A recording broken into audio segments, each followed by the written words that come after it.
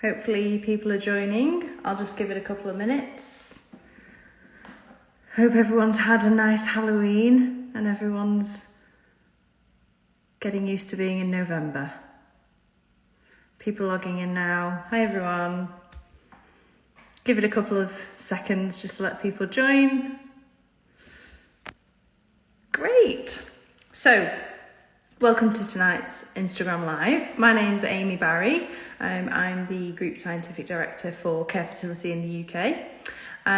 So tonight I am talking about IVF advancements, and this is quite topical at the moment, as most of you will be aware that the HFEA, our governing body, have recently reviewed their what we call the traffic light system for IVF add-ons and advancements. So I'm going to talk a little bit about some of the common ones that we offer in care, and I will talk a little bit about the HFEA new ratings, which hopefully will be interesting.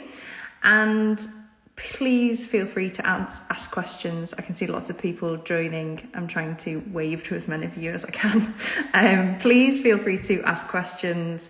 I'll field as many as I can. We're looking that it'll be about half an hour, but we'll just see how much I rabbit on for. So IVF is one of those healthcares that really moves very, very rapidly. There's loads of research going on all the time and loads of new technologies that are available to our patients. And we're lucky enough at Care to be able to offer quite a lot of those to our patients. There's three main ones that I'm going to talk about this evening, but please, if you've got anything specific, then do pop it in the comments and I can touch on it if we've time. I'm going to talk about care maps, PGT, and then a little bit about our EggSafe AI. So to start off with care maps, we're really proud of this technology, and it's something that we can say is very specific to care, hence the name. What care maps is a form of technology that helps us select the best embryo for use. It also allows us to rank the embryos. So out of 10 embryos, with the help of care maps, we know out of those 10 what the chance of a live birth would be.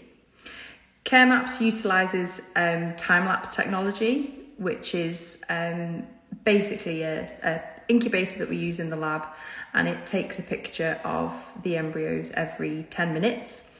And then by the end of the culture, the embryos are in culture with us for usually around 5 to 6 days. By the end of the time, we end up with a big long video of the embryo's development, and that gives us a real insight into the embryo development over the course of the time with us in the lab. And we use this information, we feed it into care maps, and we use artificial intelligence and machine learning to help us decide which embryo is the best, and also help us manage your expectations in terms of your chance of success. So we can tell you with high certainty the chance of having a baby with an embryo that is transferred, that has been in our care maps systems. And we're always developing our care map system. It does evolve as the technology gets better. And our most recent advancement with care maps is that we have added in the artificial intelligence aspect of it. And this artificial intelligence aspect allows us to mark certain developmental milestones in an embryo's development automatically without a human eye, someone looking at it, one of our very skilled embryologists, but it makes that assessment a lot more objective, and that means that we get a very robust answer about the chance of that embryo creating a baby. So care maps is the technology that we offer within care, and it utilises time-lapse technology, which is a much more familiar term in the IVF industry.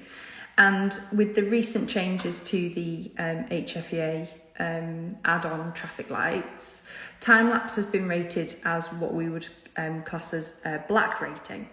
So just for a bit of context, the HFEA traffic light system was exactly that for many years: red, amber, green. And it was very basic. Red is don't use it, amber is there's some evidence you could use it, green is use it, there's evidence that it makes a difference. The old traffic light system was heavily based on the chance of a baby for all fertility patients. So there wasn't a lot of looking at specific patient groups and how some technologies might benefit other patient groups more than others. They have changed the traffic light system to add in 2 new ratings, black and grey, and they've also updated their terminology around what red, amber and green mean. So in terms of time lapse, a black rating means that it has no effect on live birth. And the approach that we have with that, obviously we do utilise time lapse, but we don't. CareMaps isn't just our time-lapse technology. CareMaps is much more than that, and it is that artificial intelligence, that program within our time-lapse incubator that does select the embryos and rank the embryos for us. So what we believe CareMaps does is significantly improve the chance of having a baby sooner. It allows us to pick the best embryo quicker. And certainly if you've got a choice of embryos, time-lapse technology and CareMaps can be very beneficial. We would recommend CareMaps to all of our patients because we think the more information that we can get from embryos, the better. But obviously it's entirely up to you guys, and we would give you all of the information before you make that decision about whether it's beneficial for you or not. So moving on from CareMaps, another technology that we use a lot in our labs is PGT, pre-implantation genetic testing. And the one that I'm going to talk about most is the PGT-A, which is pre-implantation genetic testing for aneuploidy. There are other forms of PGT, but they're very specific, and PGT-A is more general. So pre-implantation genetic testing is where we would remove between 5 and 7 cells from a blastocyst embryo, which has over 100 cells. And we would take those cells from the cells that line the outer of the embryo, and they are the cells that become what we would class as the kind of accessory organs in a pregnancy. So the very important placenta, but the amniotic and all of that kind of stuff. We would leave the inner cell mass untouched. The inner cell mass is the part that becomes the baby. So that is very far away from the movements that we do when we're doing the biopsy procedure. So we'll remove those cells, about 5 to 7 cells, and we'll send those cells away for genetic testing. Whilst those cells have been sent away, we freeze the embryo and we leave it in storage, safely in storage, until the result is returned from the genetic testing lab. And that can take a couple of weeks. So we would perform this biopsy technique, PGT, on any embryos that have reached the blastocyst stage that we felt had a good chance of creating a pregnancy. And the principle of this technology is that the result we get back from those cells will tell us if the embryo is likely to be chromosomally normal or not. And that's based on those 5 to 7 cells of this 100-cell embryo. And if the majority of those cells are classed as normal, or they've got the normal number of chromosomes, then we would say that that is likely to be a normal embryo that we can go ahead and transfer. The ideal is that 100% of those cells come back as normal, and therefore the embryo would be classed as euploid or chromosomally normal. If all of the cells are abnormal in terms of chromosome number, or if there's a high proportion of them that have the incorrect number of chromosomes, then we would not recommend that embryo for transfer. And if all of the cells that were tested came back as abnormal, we would class that embryo as aneuploid and wouldn't recommend transfer. So we recommend PGT for a really specific subset of patients. We don't recommend it for everyone. It's, as you can tell, is relatively invasive. We are removing cells from a developing embryo. I saw a question pop up to ask whether there's any effect on the viability of the embryos by removing the cells. No, not if the biopsy technique is performed properly, and everyone who performs biopsy within the industry and certainly within care are absolutely fully qualified and trained.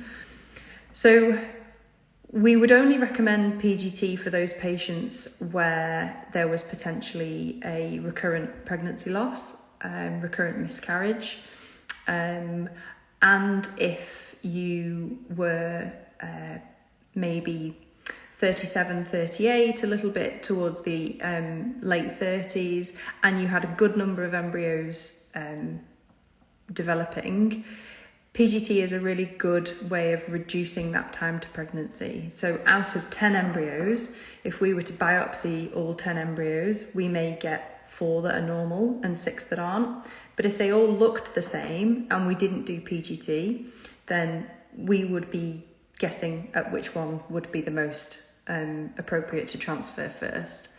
Now care maps and PGT sometimes go hand in hand, so care maps can really help us with decisions for transfer. But what care maps doesn't do is tell us the chromosome complement of the embryo. Only PGT can do that at the moment.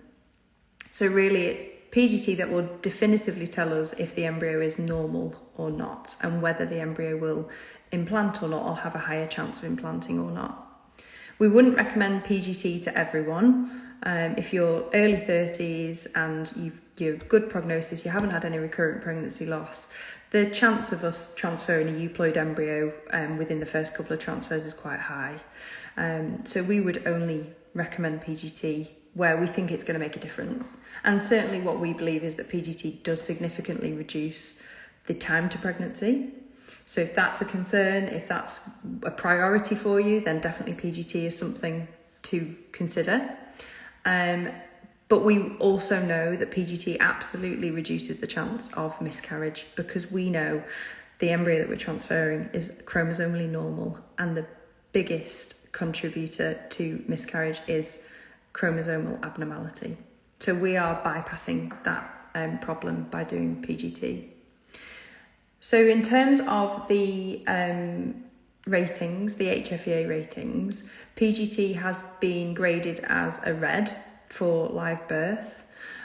So this means that potentially by taking the cells away and by putting the embryos at risk, we're reducing the chance of live birth for you. But it has been put as a green for miscarriage. So that's why we would only recommend PGT in those certain scenarios where we know that you're at higher risk of miscarriage. So we have covered care maps, we've covered PGT. There's lots that you can talk about both of them. I can see a few questions coming through about them, so let me just scan through them. Using donor in your package is PGT recommended? It would depend if it was donor sperm or donor eggs. If it's donor eggs, then it's unlikely that we would recommend PGT, because it's the egg chromosome complement that contributes to the chance of miscarriage, not necessarily the sperm. So the likelihood is if you're using donor eggs, the donor age will be lower, the chance of a chromosomal abnormality will be lower, and so the chance of having a normal embryo will be higher. So we wouldn't necessarily want to put the embryos through that process if we didn't need to. If you were using donor sperm and the egg provider was late 30s or had a risk of recurrent pregnancy or a history of recurrent pregnancy loss, then we would still recommend PGT, yes, in those cases. Just having a quick scan to see if there's any more questions. Please just fling them at me. I'm here until 7. So I can't see any more. So we'll move on to our EggSafe AI technology. So EggSafe is a package that we offer for patients who want to freeze their eggs. And this is for social reasons. So maybe your early 20s and you haven't found a partner and you don't think you're going to find a partner for the next 10 years. Freeze your eggs and you could come back in your mid-30s and use them. EggSafe is a good package in that it gives you up to a number of egg collections or up to 20 eggs, whichever comes first. And what we do alongside the EggSafe package is our AI, artificial intelligence program runs alongside it. And before we freeze the eggs, we take a picture of every single egg. We run it through our machine learning, our artificial intelligence, and it tells us the chance of a blastocyst forming from those eggs and what your likely chance of success would be with that cohort of eggs. And what that does is it informs whether you would proceed with further egg collections, further egg freezing if you wanted to. So for example, you have your first egg collection, you get 20 eggs collected, which is amazing and maybe a few too many. But if you do get 20 eggs collected, we run them through the AI and it tells us actually out of those eggs, you've only got a 10% chance of success. We would, even though you've reached the 20, we would maybe recommend having a further egg collection. And then similarly, you may have your first egg collection, collect 6 eggs, and the AI tells us that you've got a 90% chance of having success. That's unlikely, but if it did, then we could have a conversation with you around whether it's worth you going through that further egg collection or not. So the EggSafe AI is again something really specific to care, and it doesn't feature on the HFEA ratings, but we do believe that it's a useful tool for giving you more information, informing you about your chances of success with the eggs that you've frozen with us. So I saw another question pop up, a question earlier on day 3, opinions on day 3 embryos to transfer. I think that's an interesting question. With our technology, because we have care maps, we would always like to keep the embryos in culture until the blastocyst stage. Obviously, if we're doing PGT, then we have to keep them in culture until the blastocyst stage because that's when we perform the removal of the cells. But I would say more information is better. And we can have that conversation with you on day 3 and talk to you about, can we choose from these day 3 embryos which one is the best one to transfer? The likelihood is that if you've got more than 2, no, and we should keep them to day 5 to get more information. Also, our culture systems are very effective, and we would say the likelihood is whatever it's done in culture, it would do inside the uterus anyway. So it's better, we prefer to be able to manage your expectations and give you as much information as possible about the embryos that are in culture. And then is PGT recommended for recurrent implantation failure? Yes, we would recommend it for that. There's obviously chromosomal abnormalities can be a reason for embryos not implanting at all. They arrest or they don't develop to a point where they can implant into the uterus. So yes, we would recommend PGT for recurrent implantation failure. And sometimes we get patients coming along who have read everything, they're very well educated and they know the risks, comfortable with the risks, and they want PGT even if they don't fit the criteria that we would use for recommending it. And all that we can do is give you all of the information that we have, what we believe is the right treatment package for you, and for you to make that decision for yourself. with all of the correct information.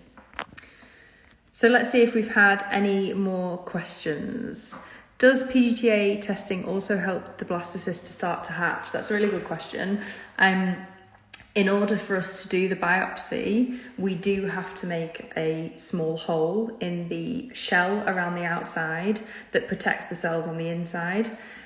We have to penetrate that shell to be able to remove the cells from it. So yes, we do what's called assisted hatching. We make a hole in that shell on the outside, and that allows us to take the cells out. And naturally, that means that the embryo has got a way of getting out of the shell, which is the goal. It has to hatch out of the shell to be able to implant. So although we don't do assisted hatching on its own, in the absence of biopsy, in the absence of PGT, we wouldn't assisted hatch embryos just on their own. But that is one of the things that we would do with PGT, and potentially that does help. How long does the testing take to complete in the labs? It usually takes a couple of weeks. It can be less, it can be more.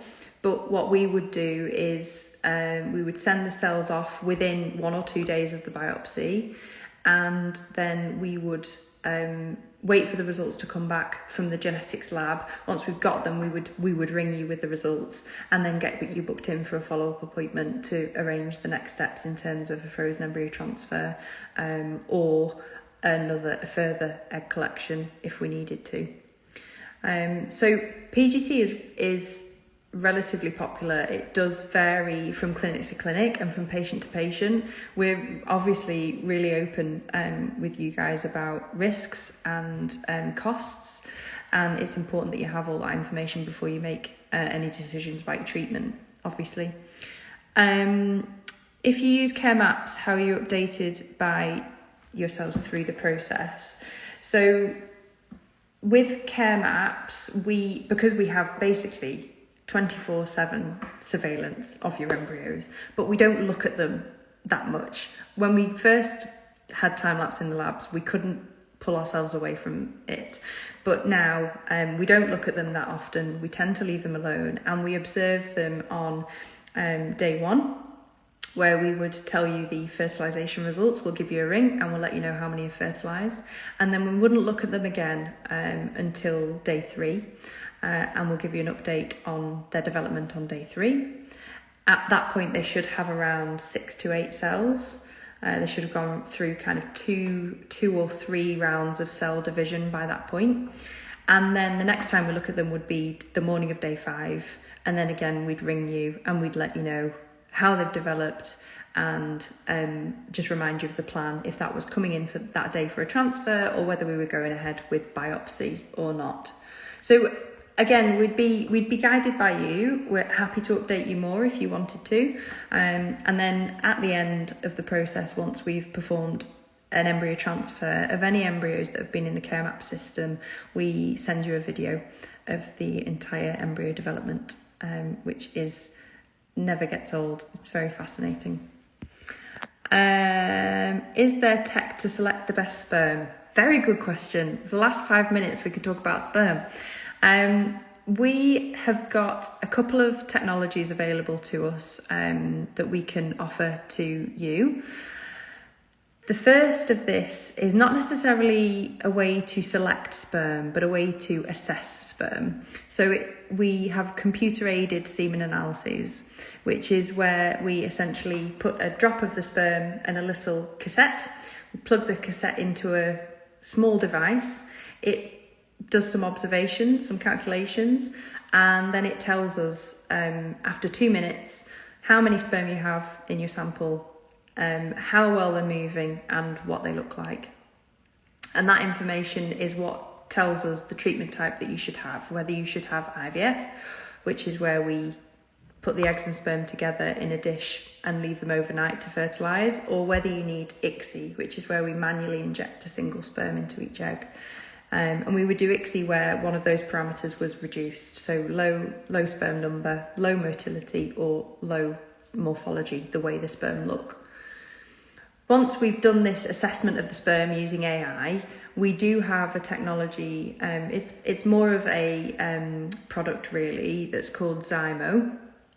And this is, again, a small device that we use in the lab to select the best sperm out of the bunch. And this technology selects sperm that has got low DNA fragmentation, so low chromosomal abnormalities. And we would select the sperm using this method, and then we would perform ICSI using the sperm. When we do ICSI, we've got very high-powered microscopes that we look at the sperm with, and we select the best sperm that we can. One that looks normal, is moving correctly, moving in the right direction, not swimming around in circles. And we would select those top quality sperm and inject those into any eggs that were available. So I think one of the things about the sperm side of it is heavily under-researched, and there is a lot of potential technology advancements out there. We are involved in many different research projects, and we're always looking for ways to get the best technology for our patients. So watch the space. Hopefully we'll have more coming. Is CareMaps available at all of your clinics? Yes, it is. CareMaps AI is available at all clinics. There's plenty of information. I think our team behind the scenes have got some brochures to hand out to send to you if you wanted one, and we can send you some specific information about CareMaps as well. So plenty of information about CareMaps. How many embryos are likely to be euploid at age 40? Or would you recommend a donor? I had a successful pregnancy at 38 where 1 out of 3 were euploid. 1 out of 3 euploid is quite good at the age of 38. That's about 30%. That's not too bad. At age 40, you're probably looking out of a group of 10 eggs, maybe 1 would be normal. The numbers they do get significantly reduced as the maternal age increases. I wouldn't necessarily recommend a donor at that point if you were getting good egg numbers and they were fertilizing and the embryo development was good. But certainly it would depend on your situation. With getting 1 out of 3 that were euploid when you were 38, obviously 2 years is quite a long time in fertility time. So it might be that when we do a test of your hormone levels, your AMH, maybe we would recommend donor treatment would be better. When do you recommend assisted hatching? Would it help with frozen transfers? So we don't do assisted hatching for any other reason than for PGT. And that is because we believe that the evidence isn't strong enough. When we do assisted hatching, we use a laser. And obviously a laser can be hot, and although it's very, very safe, we wouldn't want to expose embryos to that unnecessarily unless the evidence was very strong, and we don't believe it is. So we don't do assisted hatching for any other reason than PGT.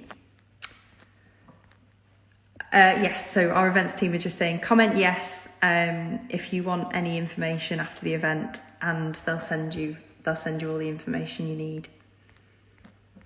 Okay, so bang on time. I hope that was useful. You're very welcome. Lots of people saying thank you. You're so welcome. It's a treat to come on and talk to you all about these things. If you want any more information, get in touch with the events team, and feel free to get in touch by any way you can. I'm sure there's numbers and email addresses knocking about. And don't forget that there's the discount code for a consultation that you can use as well. Okay, lovely to virtually see you all and speak to you soon. Bye.